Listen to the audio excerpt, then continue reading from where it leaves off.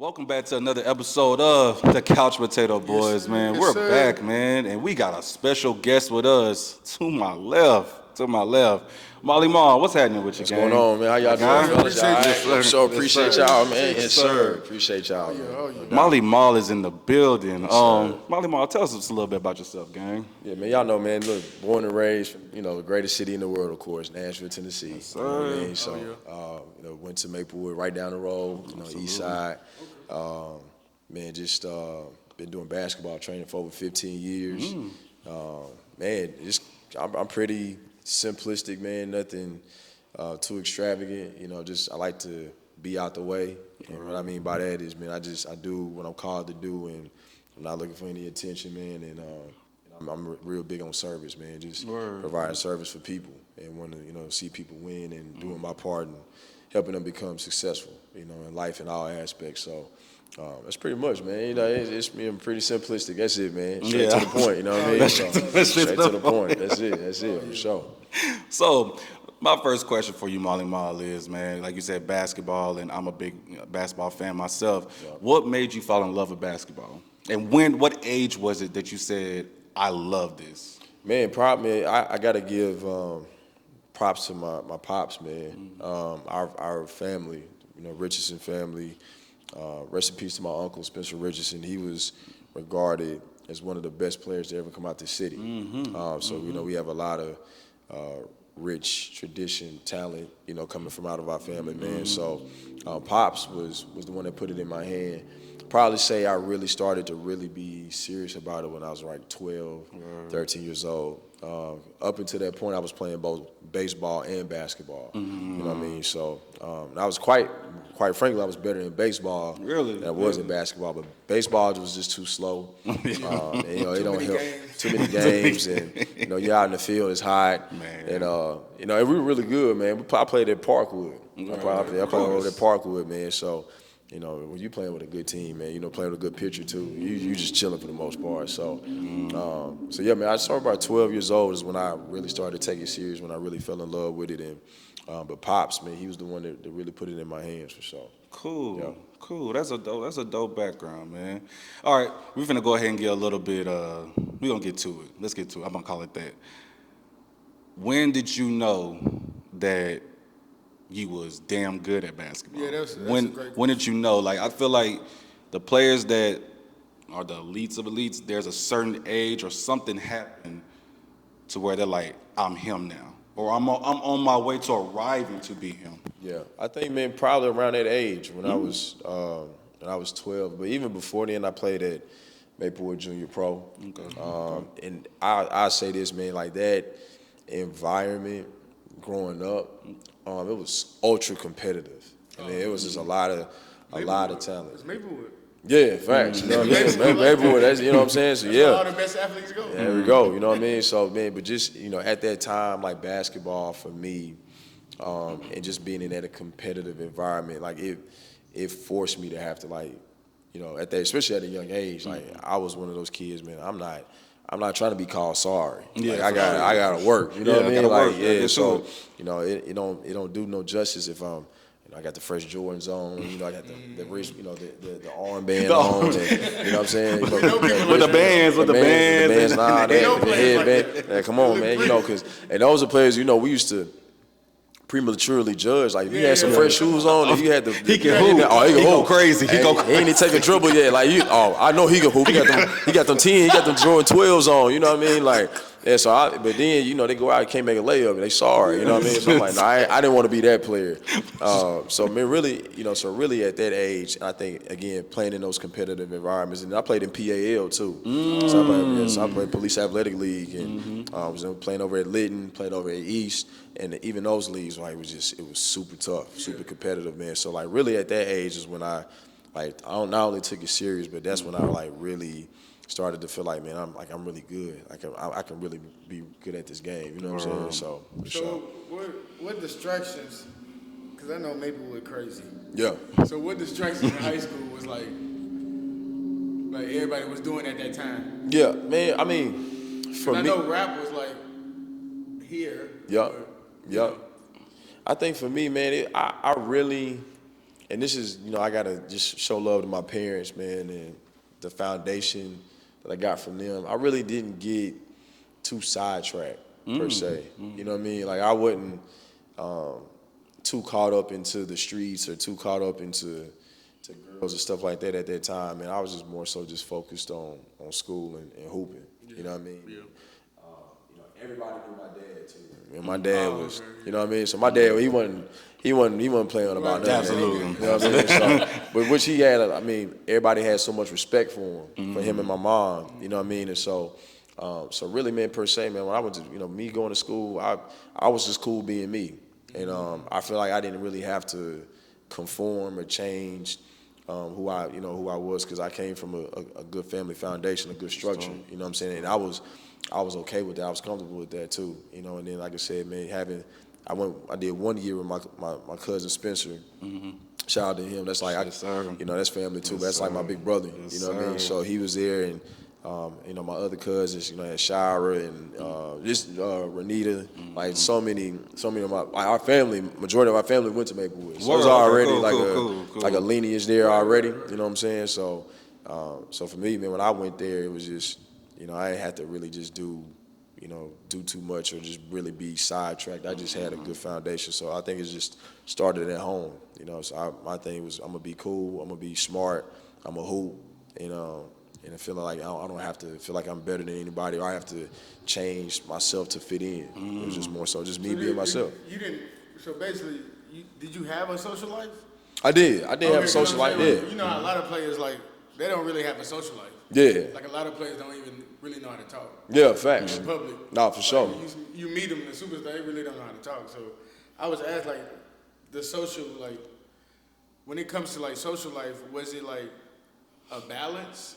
Or was it look, I gotta cut this out for a month and a half, Yeah, and then come back when I?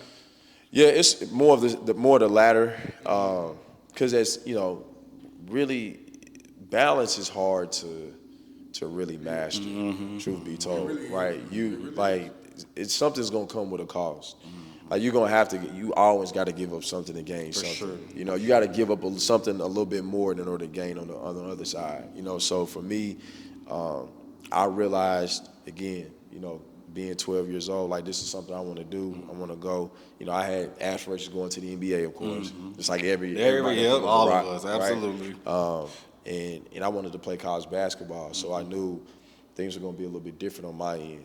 So at times when it was my friends are going to the movies and hanging out, I'm in the gym. So Pop's taking me to the gym. Mom has encouraged me to go to the gym. It wasn't just like a dictatorship. It was, you got to cut everything off just for basketball, to where, not to the point where I was just idolizing it. It was more, they did give me a social life, but they just helped me understand early, when it comes to, investing into something, you got to be willing to sacrifice. Absolutely. So they taught me sacrifice early. So there was more sacrifice towards basketball, but I still had a bit of a social life too. They still let me, hang out with my friends and stuff like that. But when it was time to go devote to the game, I had to go be devoted to the game, and that meant missing a lot of different events. You know what I'm saying? I missed family events. I missed a lot of time with my friends and so on and so forth. But it was, I understood early it was worth the investment, because I understood what I was trying to go with it. So, Yes, sir. Yeah. So you said something very key that I don't think players in today's generation really understand. Devoting yourself to the game. Yeah. What exactly does that mean in your terms? Yeah, man, devoting yourself to the game, man. First, I think even before talking about the game of basketball, just knowing who you are as a person.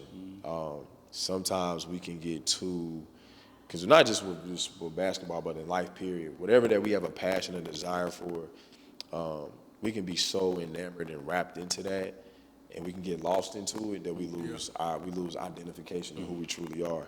Because what if that one thing is taken away from you, then who do you become? Who are you? So I think for me, man, my advice, first off, I'm big believer in faith. You know what I'm saying? So Christ is at the center of everything I do. So I realized and understood that it starts and ends with Him first. Then everything else will fall into place. You know what I'm saying? So I would encourage encourage young athletes, like, find a relationship, be devoted to Christ first. Know who you are in Him. You know what I mean? Because at some point in time, basketball can be taken away from you, and you don't want that to be your only identification. You know what I mean? So I think starting there first, and then it helps build the discipline. It helps build the focus. It helps build your preparation into being devoted to the game. You know what I mean? So now there's more purpose driven into your preparation. There's more purpose driven into the plan. And it now it's not just your plan, it's God's plan. Right? It's His plan first, right? So then that means, when he talks about discipline, you talked about distractions, right? But one of the things that, we know within the game, it's plenty of distractions that come along with it, right? And we just talk about the landscape of being a famous NBA player, or being an NBA player as a whole. Well, the lifestyle, the women, the drugs, Right.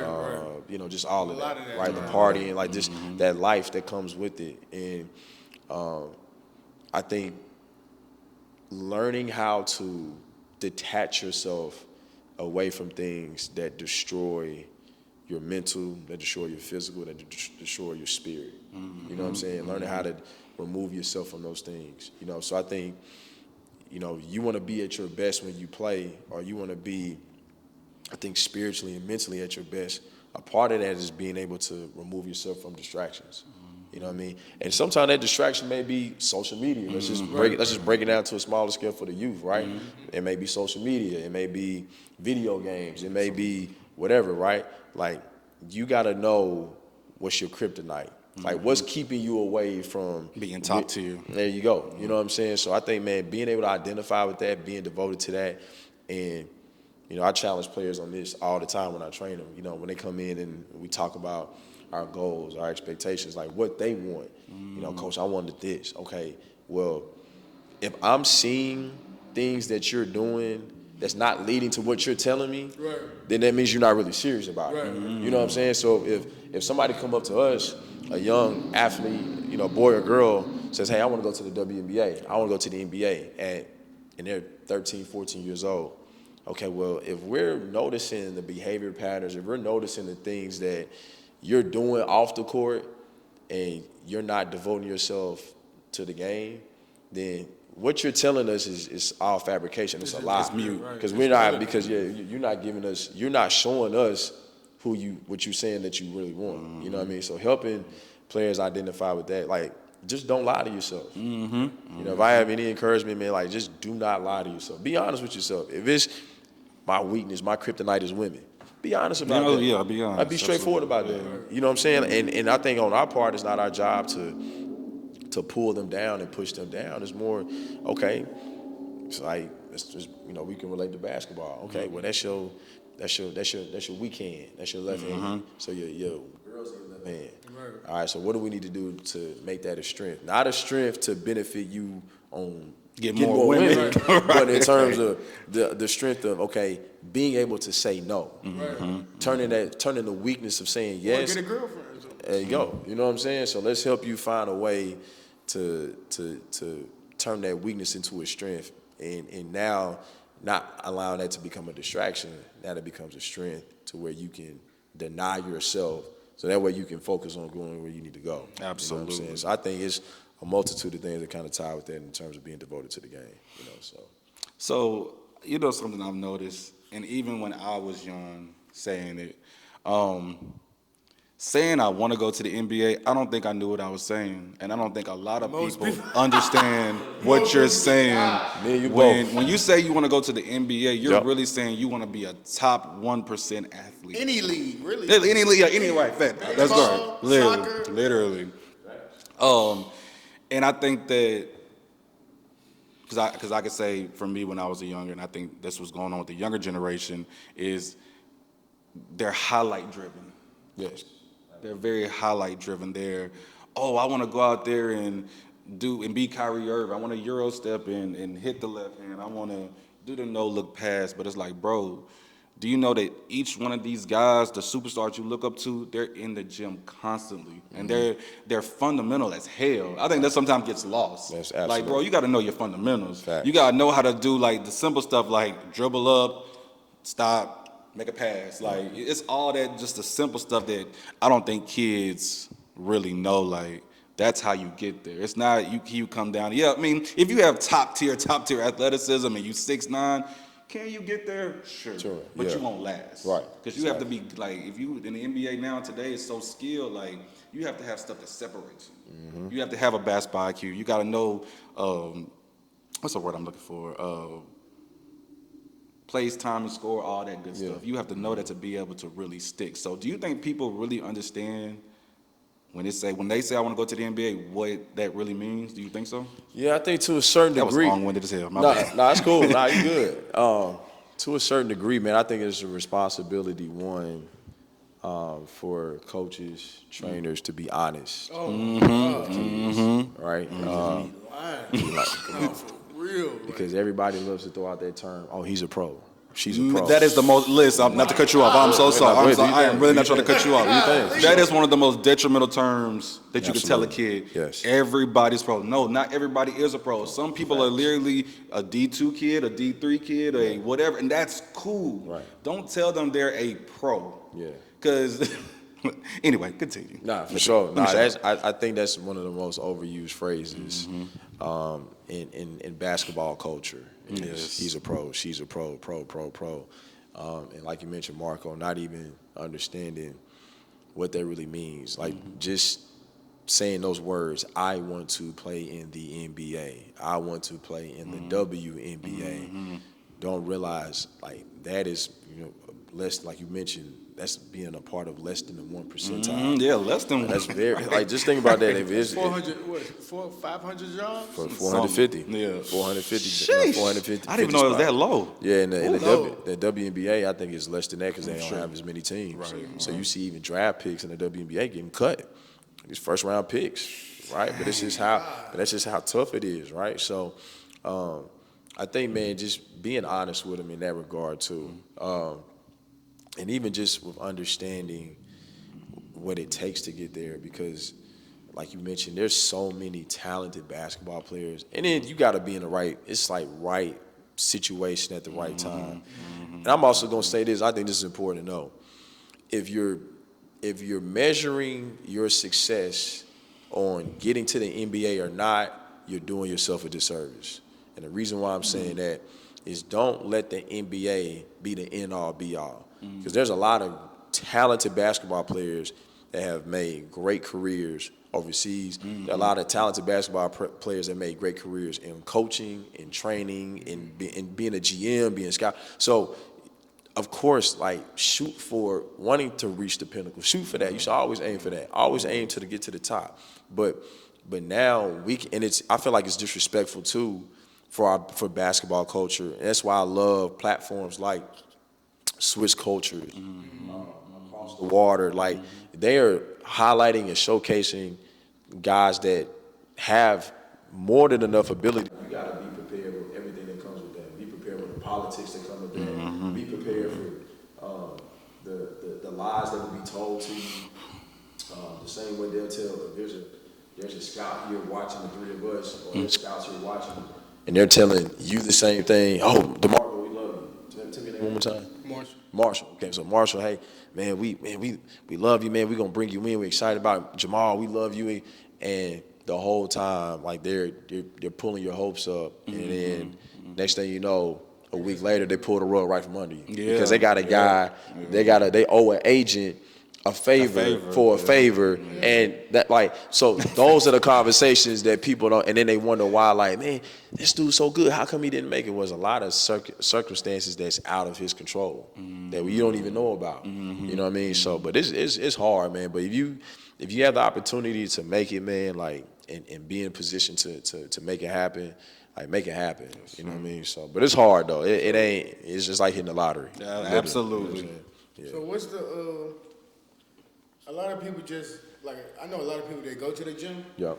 but they don't, like, they just, They're just hooping, like, They just just running hooping. up and down. Sure. or not even hooping, they go to the gym by themselves, but they think they working out. Yep. But like, what's the difference between like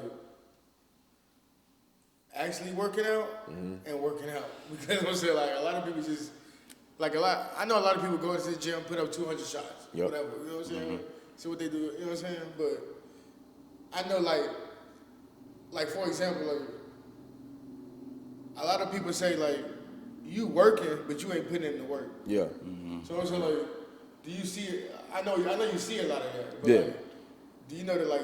Can you explain like the difference? Yeah, for sure. I think kind of my personal opinion on that, man. Like, I think it's having a balance of both. One, I think working out by yourself. I never want to take away, as a trainer, I never want to take away the creativity aspect, like the purity aspect of it, because at a time, you know, my dad was my only quote unquote trainer, but he was very limited in his knowledge, right? Because he only gained what was given to him, but he didn't know the full depth of, like, you know, some of the delicate, more detailed, specific type of things when it came to shooting or dribbling. Like, a lot of that just happened for me as well. Like, him taking me and we playing one-on-one. And a lot of stuff I just started just because, you know, my dad's big and stronger, of course. So I got to figure out how I got to figure it out while I'm playing. So the creativity part, I think working out by yourself, you got to have that, in my personal opinion. It's nothing like going to the park, going to the gym, and that's where your imagination really like just sparks, and you put yourself like you doing the countdown, you shooting the last second shot, and then, you know, you just working, you know, you got the countdown in your head or you count out loud, but you just working on something creative just to get a shot off. Like, I think you gotta keep that part in your game. But on the flip side of that, like you mentioned, Marshall, I think going to the gym and everything has to be intentional too, along the same lines, right? And so we talk about the margin, small margin of detail, what you just mentioned earlier, Marco, about fundamentals. Even if I'm working out by myself, I'm gonna go to the gym, okay, I'm just strictly gonna work on rip through one dribble pull-ups. I'm gonna work on shot fake one dribble floaters. And it's boring, but that's what needs to be done in order for you to make it a part of your DNA. You know what I mean? And I think the last thing is intensity. Like the mental intensity, the physical intensity, like really going game speed. I heard an interview with Ant, who by far, man, listen, one of my favorite players in the NBA for sure. Like, I call him Baby Jordan because he's different, right? He got that mentality. He cut from that, you know what I mean? But Ant did an interview and he talked about Steve Kerr. This was when they was doing the World USA, Cup. Team USA stuff. Yep. And Steve Kerr watched him work out, came up to him like, "Hey, you're not working hard enough." I'm sorry to cut you off. go That's ahead. that was pre-draft stuff. I said Team USA because they just got done with that last one. That was pre-draft. pre-draft. That was Excuse me. pre-draft. Yeah, Why he pre-draft. didn't draft Anthony Yeah, Edwards? absolutely. That's a mistake. And he was like, "Hey, I mean, you're not, you're not working hard enough." And I'm like, what do you mean? Like, I'm doing this. I'm boom, boom, boom. And he was like, "No." He said, to get to that next level, you got to work harder. Like, you got to be more intense. And he brought up Steph. And he was like, Steph's level of excellence is due and predicated to his intentionality and his intensity when he goes into the gym and work out. So you don't have to be in the gym for 4 or 5 hours at one time. But if you go in there for 45 minutes to an hour and you're really being like detailed and locked in for that hour, 45 minutes, like that, you get way more out of that than being in the gym for 2 to 3 hours and you have, going through half reps and you just, you know what I mean? So like, it's gotta be, I think, a balance of learning how to be creative, never take away that part of the game, because you gotta learn how to figure things out. You don't want to be too robotic or too technical, but you need that fundamental foundation in order to sustain you throughout your career. So I think having a good balance of both.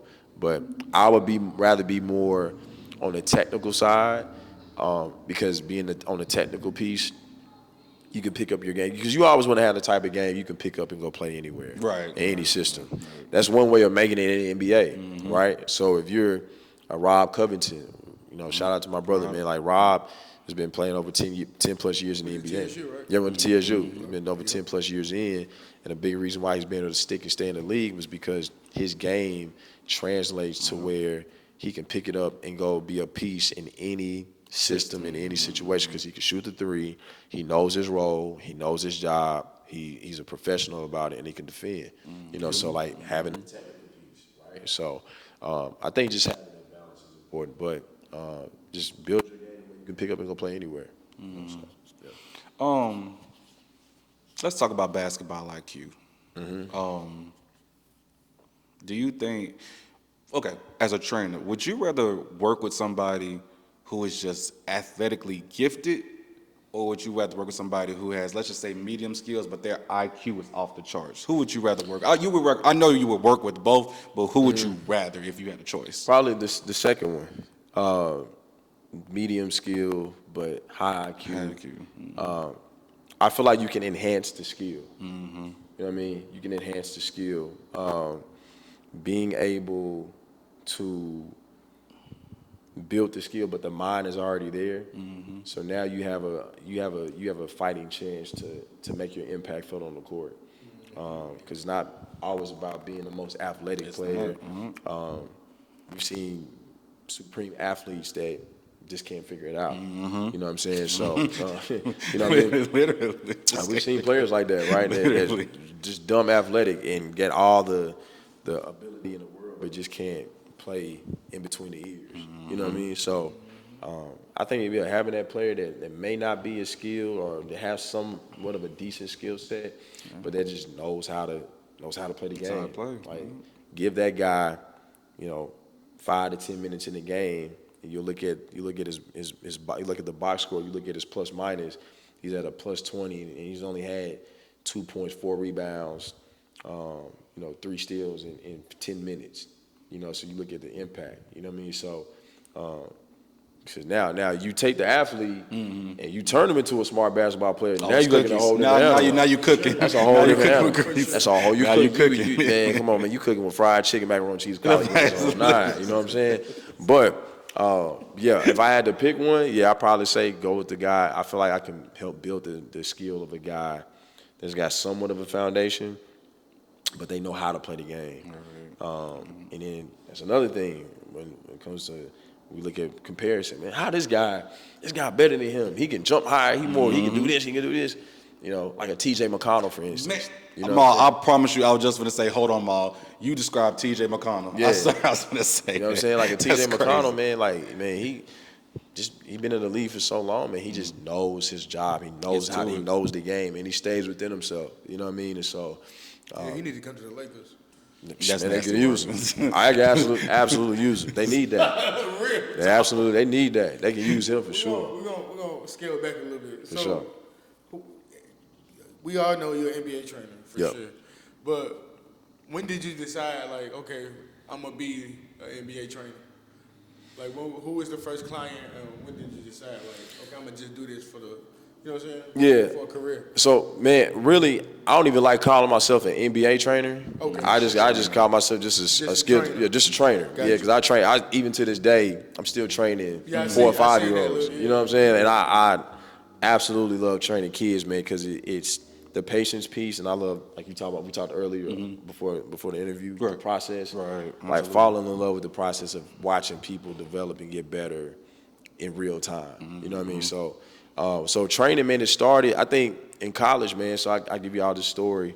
I was at Tennessee State, and I dropped out my senior year to pursue basketball training. Obviously, wasn't a popular opinion by a lot of people. But again, going back to my faith, I feel like God was calling me to do that. And it didn't make sense. And even at that time, I really wasn't even connected spiritually, like in my belief in Christ. You know what I mean? I wasn't even consistent with that. But something was just like pulling me. I know it was the Holy Spirit that was just pulling me to draw into getting into this field. I never had any aspirations of being a trainer. I never even saw myself being a trainer. I went to school for electrical computer engineering. So my whole mind frame was, That's a whole different. yeah, so That's a whole different fit. man, so my whole mind frame was like, I want to do engineering. So I'm like, man, they make a lot of money. And my pops, he was an engineer. So that's how I really got into it. And I had a passion for that because of him. You know what I mean? And love pops, love moms. Like, they were just wanting to set up my foundation and help me get off to a better start than what they did. You know what I mean? So I'm like, well, shoot, electrical engineer, you come out of school, maybe about 65, 70,000. Yep.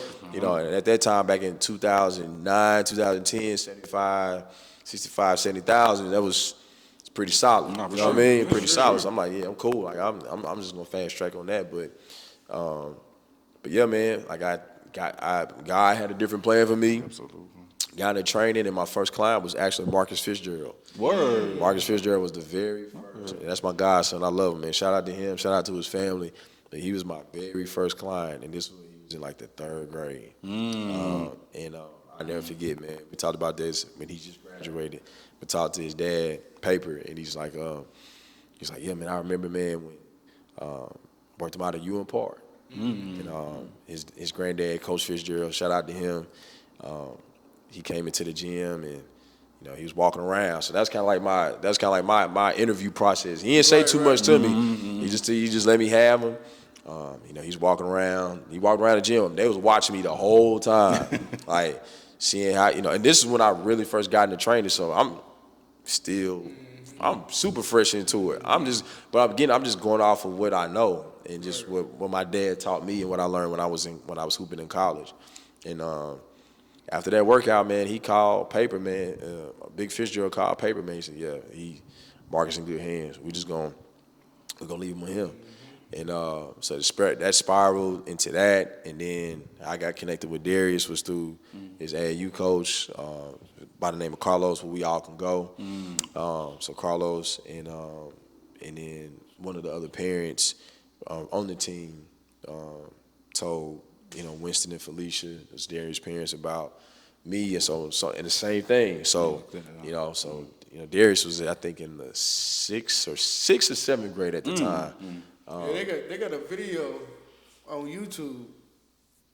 It's like the AAU team or something. Yeah. And it's like it was like 3-4 million views, bro. Yeah. We all can go. That's legendary. Yeah, legendary. They was. I said, what the? Yeah, Carlos, man, had a Carlos legend. was on the court. Yeah. Carlos had a legendary run, man. So shout out to him. For sure. He had some talent, like, man. Bro, they was good though, bro. They was I got you. I'm playing gonna go everybody YouTube in check the it out. I'm gonna go check it out. Yeah, I they ain't was seen good, that. bro. Yeah, Like check he, it out. not to get sidetracked, but you he had, I put it this way, he had a lot of NBA players that played in his program. You know what I mean? Word. So the Imani Bates, Chris Livingston's, Amari Bailey's, like he had some talent That going talent, through I there. had talent. You know what I'm saying? Marvin Bagley. Our list goes on and on. Oh, But wow, damn. That's a name, Marvin Bagley. for sure. But he so same thing. So pops, mom in the gym, so they watching. Again, that's like I feel like my second interview. You know what I mean? And so like now this is a little bit different because like Pops, he played in the league. You know what I'm saying? So Pops played in the league about 7-8 years, and so having them type of eyes, it hit a little bit different. But For sure. again, man, using the gift God gave me in teaching, and man, after that workout, same thing. Like Pops was like, we leaving them with you and Spence. Like y'all got them, and we trust them with y'all, and ain't looked back since. You know what I mean? So that's when I got into it, man. And it's if I had to kind of wrap it all up in one sum, it was just, man, I was just obedient to what God called me to do, and in spite of the persecution that I got, and I'm thankful for that. I was upset at the time, having to try to prove myself to everybody and explain why I made that choice. But then after a while, I was like, man, I don't have to. I don't need to, because I'm being obedient to what the Lord called me to do. I'm just gonna focus on that, and the rest is history now, man. And so now, I think now when you're seeing everything come full circle, now people understand, why I made that decision, and it was all just through Him. And again, going back to what I mentioned earlier, just service, man, just being a server, man, and being committed to helping people through basketball. You know what I mean? So that's the main reason why. That's what made me really get into it, though, for sure. Yeah. All right, Molly Ma, we finna get a little messy. All right. Ready? Let's do it. Yeah, we finna Here we dial go. it back a little bit. Back when you was in high school, who you give buckets to? Look in the camera and tell them to their face. Who did you give buckets to? Because I know, look, I know a couple people you've played against because they're my homies and stuff. If he calls your name on this pod, I'm gonna give you a call right after this pod. Make this a clip. Man, let's see, man. Who you give buckets to? Man, I mean, it's a long list, man. Especially my senior year. You know, I ain't gonna call names per se. I'm just gonna call teams. I'm gonna go call like White Creek. Used to always cook White Creek. You know what I'm saying? Like White Creek was one of my favorite. Hunters Lane was one of my favorite teams to play. I used to serve them too. Used to serve them for sure. I'm trying to think of anybody else. Pearl. Pearl was. You got them out the way. That was cakewalk. I gotta pay homage to Stratford. Stratford always gave me a hard time. It was that's real. the ride. I'm not gonna be the one to cap on him. Yeah, that's real. Now that's real. real. Stratford always gave me a hard time.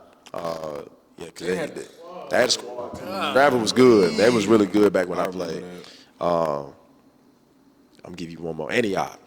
Antioch used to love playing Antioch too. Yeah, Antioch. Yeah. That was my favorite gym. I love playing out in Antioch. I was just gonna ask, where was when you was back playing? Like, what gym felt like your home court, but that wasn't your home court? So when I'm stepping on y'all court, I'm like, nah, this really my court. Yeah, definitely, man. Definitely Antioch.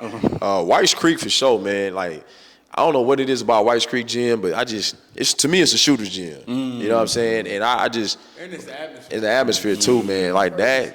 I think that, man, at that time, like, that's when it was District 12 AAA. Yep. I feel like one of the toughest districts in the state. You couldn't take a night off. No. You know what I'm saying? Like, even if you played Pearl, like, Pearl wasn't no slouch. Like, you had to come with it. You know what I'm saying? McGavick, that's another good team, man. Yeah, man. I mean, White Creek for sure. But I say my favorite atmosphere though was when we played Stratford. That East Side, there was that East Side rivalry. I remember they came out with a diss song my senior year. They had a diss song, and I remember they pulled up. I never forget this, man. Because they was playing us at Maplewood, and my boy Troy, Roy the Boy, 615. Shout out to him, man. You know what I'm saying? One of the best rappers in the city and in the world. But I remember they pulled up after school. They pulled up in front of the school playing they diss song, and he actually made the diss song. And man, we were hot. Yeah, he made this song. We were hot. Like we was pissed. Like we got the jawing and like we got the back and forth, and we ended up beating them that game. But it was a dog fight though. But I'm talking about that atmosphere, man. It was at Maplewood. I kind of like Maplewood was like a hood camera indoor. Like everybody on top, like right on top of you. You know what I'm saying? Really wasn't no room. Drug dealers on the sideline, baby, and all that. All that, man. That's right. Yeah, it was going down. Just one police officer. No, come on. Yeah, facts. One. I'm telling you, this just go down, man. They, got the fish fry in the back. You know what I'm saying? At the concession stand. You know what I'm saying? Having the fish fry in the back. Them were the days. Man, them were the days, man. But those are probably a couple of them, man. But yeah, who in particular was you referring to, man? You know what I mean? In terms of no. I was talking shit, honestly. Okay. But I just know you did you play during like when Jeremiah Crutcher played? Yeah, Gershom and all. Okay, I figured you played during that time. Yep. So I know I'm joking. I was just talking shit. Okay, but anytime we do bring a basketball person on here, I definitely want y'all to look in that camera and be like, "Yo, I gave you buckets." Oh, for sure. Yeah, for sure. I absolutely. Yeah, Hunters Lane, White Creek. Antioch for sure. For sure. I am Antioch go crazy. I gotta take that back. I got one more. One of my favorite teams to play Glencliff. That's when Jamal Gordon was there. Yeah.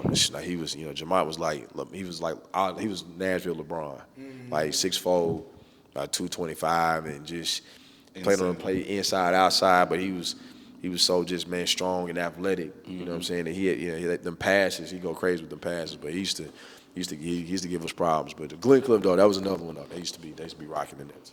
So for sure. That's a good one. You got one? You want me to keep going? No, go ahead. All right. We're gonna transition to NBA though. No, actually, that's what we're gonna do right now. I ain't gonna lie, I got a huge question because I've been debating this for years. Okay. Go. Sure. Get it up. Oh, okay. Well, listen. I don't want to get off subject, but I was telling the young guys, you know what I'm saying, they gonna watch this, but I was telling some young guys from TSU, you know what I'm saying, they came from Chicago. Okay. And I'm telling them, they like, listen, Kyrie's the most skilled ever. And I'm like, listen, bro, we gotta, I understand what you're saying, but to me, you know what I'm saying, the person that was skilled like that before Kyrie was Isaiah. Now, Yeah. I personally think, just looking at, you know what I'm saying, what's going on and Isaiah, like how he led his team and stuff like that, I just personally think he was better and more skilled. But hey, I might be off. Yeah. But to the young guys, they don't know nothing about Isaiah at all. Right. Facts. So I'm saying, like, listen, bro. I can say one or two, but I just think Isaiah better than him. What you think? You know what? That's a really good conversation. People definitely got to put respect on Isaiah Thomas' name for some sure. reason they don't. For some reason. Jordan, Larry, and Bird. Yeah, facts. And We gotta respect it. at 6'2" at best. 6'3". Yeah, I'm probably shorter than that. So Isaiah wasn't that tall. No, he was. That's what I'm saying. Isaiah, I was being nice. Oh yeah, for I was sure. really being nice. Yeah, Isaiah, I think Isaiah about 6 foot, man. But Sheesh. yeah, Zeke, man, was different. I think the only thing I would give Kai the advantage of over Zeke was his finishes, because I think Kyrie's the best finisher in basketball. I get You know, it. like his left hand, uncanny right hand, right yeah, hand and like, Beside it, but all yeah, that. facts. He But got all I think with everything else, I think Zeke can do what Kyrie can do. You know, I think and again, just obviously this younger generation just hasn't laid eyes on Zeke. Absolutely. You know what I'm saying? But nah, if they watch Zeke. If Zeke were to play in today's NBA, he would. It's cookies. Like, listen, he would torture your favorite. He would Like, torture torture your favorite your point favorite guard. player. Yeah, he would torture your favorite point You guard. know No what I'm saying? question Like, about it. when I was in Chicago, like I was watching him, like he used to do this, like with the ball, like Yeah. I'm like, what the hell? What is he doing with the? But I'm saying I ain't seen nobody do that since Kyrie. Facts. So I'm saying, like, it's like, you know what I'm saying, like the dribbling is different, but like I said, the young generation don't even know. Yeah, they're too young. They Facts. too young. I got a hot take. This is one of my hot takes. Just one. Okay. First one. Obviously, I agree with the masses. Kyrie is the most skilled basketball player we've probably ever seen. Of course, debate. Yeah. But I think a name that doesn't get thrown in there is Stephen Curry. I get the shooting. Like, that's what we mostly focus on, the elite shooting. We're not doing I'm that. gonna explain. I'm gonna explain. I love you. Here we go. I really love you though. Like, Here we go. Can I get it off first? Can I just get it off? I just want to get it Let me off. say one thing. I love Curry though. Like, listen, I love you. Like, listen, I love you. Wardell, we got number love for you, bro. Man, listen. Number love for you, Listen, Wardell. you're from Cleveland, I got you. But look, we're not gonna do that though, bro. No, let me explain why though. All right, let's hear Margo. Go ahead. You got So it. first of all, the term "most skilled ever." Do y'all know that we mostly base it off scoring? When y'all think about when the term Yeah, "most yeah, skilled," okay, you yeah, yeah. only Talk. talk about Right. scoring. Now you talking. Talking about that lane. Now you talking. You gotta put Curry in there. No, bro. He has no weaknesses. Now, is he as good as a finisher as Kyrie? No. But he can finish. Like, if you really watch Steph, he can finish. He got left hand, right hand, floaters. Like, he got all of that. Obviously, the shooting I don't need to talk about. Mid-range, coming off screens, pin downs. Like, he's got all of that. And I think that we focus so much on that he can shoot from half court that we don't lock into All the parts of his actually game. skilled at all three levels. We talked about that. Who was a 3-level scorer? Mid, three, well, post, whatever. But Steph is right there with him, in my opinion. I'm saying, but you're more scared of his three than his skills. Honestly, if I'm be honest with you, Because you got hold on. half court, he can shoot right there. Hold on, I'm gonna be honest with you. If I had to pick who I wanted to guard, I'm gonna be in hell anyway. But if I had to pick, I want to guard Kyrie. I want to guard Kyrie. Hey, bro. Seriously. I'll be honest with you. Can I explain? I'm not. Listen, let me. Started. All right, now I told you we gonna take it there today. Ooh-wee. Listen, That's a hot take. That's it, right? If you want to be Stephen A, just let us know. Man, Marco A. You touching the stove right there. Like, real stuff. Marco just put his whole foot on the stove on that one. I ain't gonna lie to you, man. He just, all right, let me hot take. We gonna put the foot right here. Man, listen. And again, listen, like Steph, like you said, It's torture. We're torture. For sure. I just feel like with Steph, I would feel more comfortable, just in regards of, I know it's gonna be a lot of conditioning. I gotta chase him. Right. But with to me, this is me. I think Kyrie's. I'm not. When I say that, I don't, because I'm not gonna say this. I don't want to take away from Steph's versatility, because he can score in a variety of ways. Yeah. I think what you just mentioned earlier, Kyrie's ability to score anywhere on the court, whether it be a post up, because Kyrie Kyrie done post like wings. 6'8", 6'9", and putting his shoulder into their chest and like you're little. You know what I'm saying? Like his twitchiness, his start, stop, he pumps the brakes. But again, Steph does the same thing. It's just like, do you want a Ferrari or do you want a Rolls Royce? That's kind of looking at it. But Kyrie, Kyrie, there's a difference. And I'm gonna tell you the difference. Kyrie's gonna embarrass you, just in general. Steph will too, though. How about Steph will put you on? Steph will not. Highlights. Steph will embarrass you, but like, I was talking about like, Steph gonna shoot it. Don't get it twisted. Like, he might shoot it from half court, but like, Kyrie gonna cross you from half court. Steph will too now. That's what I'm telling people. People don't cross that other man.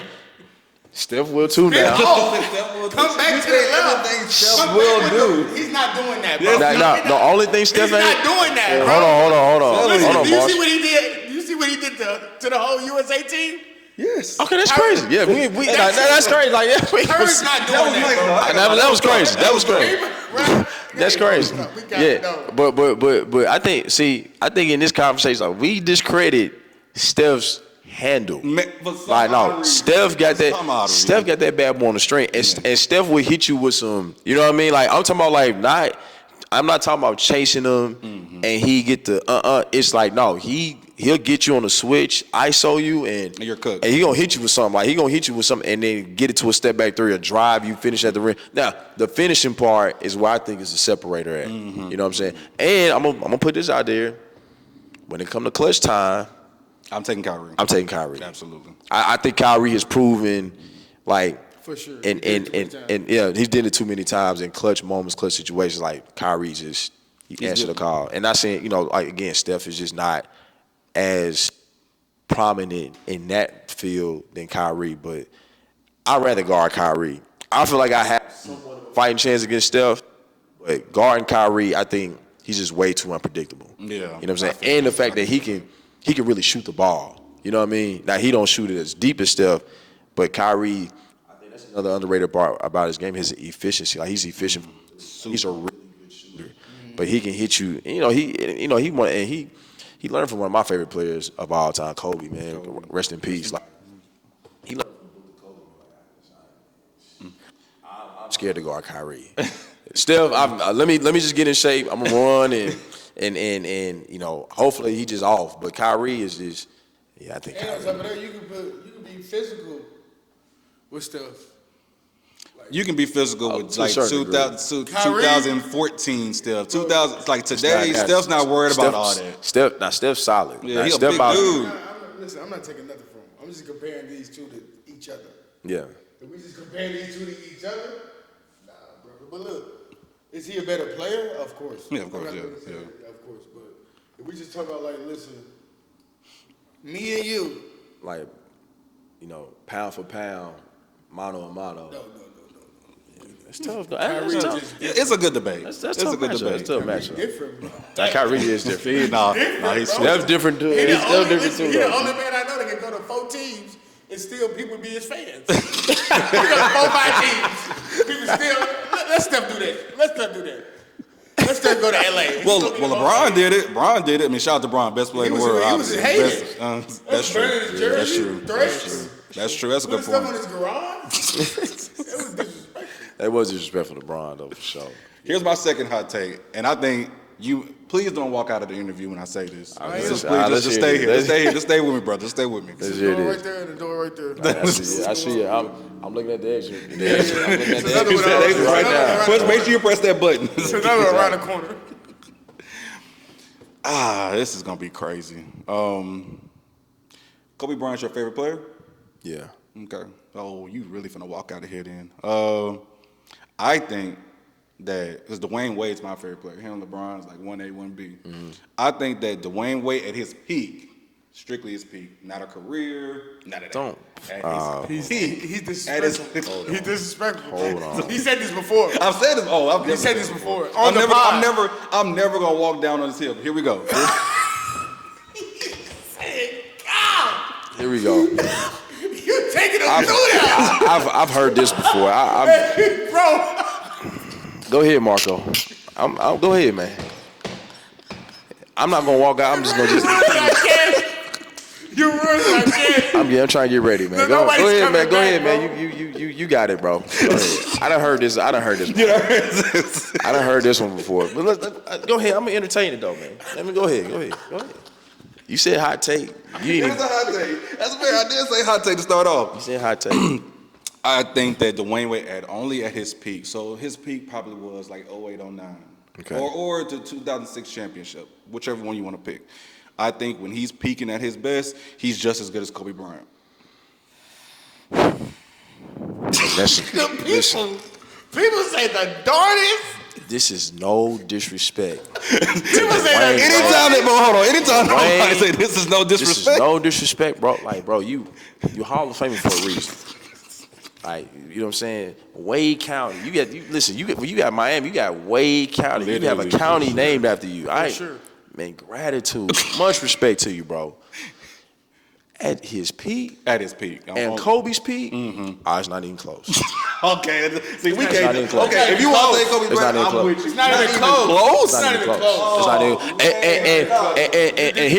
And here's why I say that. Like, and this is, I think that's more of a sign of respect for Dwayne Wade because of how at his peak when they won that championship. Man, listen, D Wade, best player in the league, just wasn't even close at that time.